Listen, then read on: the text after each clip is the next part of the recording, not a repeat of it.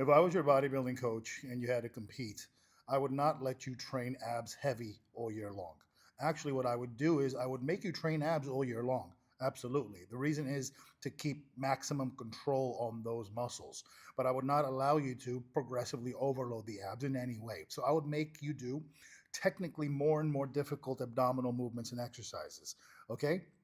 So I'd make your sit-ups harder by probably pushing the heels in closer to your butt, by probably not allowing you to use any momentum, probably putting your hands behind your head, making sure your elbows go behind your head, little tweaks like that.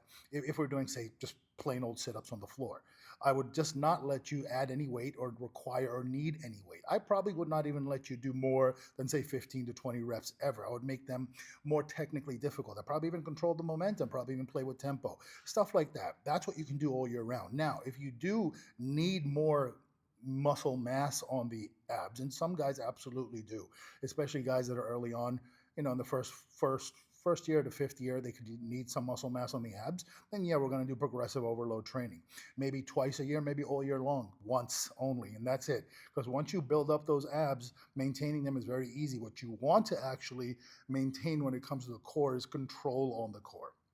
So a lot of guys, I think in the early 2000s, just stopped training abs because they realized the abs were growing in the top level bodybuilders. So they just stopped training abs. That was a mistake. Okay, abs still do contribute indirectly when we do compound work, but they don't contribute in the way that allows us to maximize full control. If you look at belly dancers, they can control segments of their abs, top, bottom, left, right. They can control them almost fucking separately, and that's insane. And that's because of very advanced or difficult high level skill ab training that they do. They really train their abs in that specific way. So I'd even make you do stuff like that. I'd probably even make you do, if you're a bodybuilder, some hula hoops. Or throwing a ball or pitching or something like that, rotational work. So that's what I think bodybuilders need to understand, that you do need to train your abs all year round, but you need to make them more and more technically difficult without increasing volume, without increasing loading or totality of the load that you know, use to stimulate the abs. So don't increase the loading. Don't progressively overload it anyway. Just make it more and more technically difficult.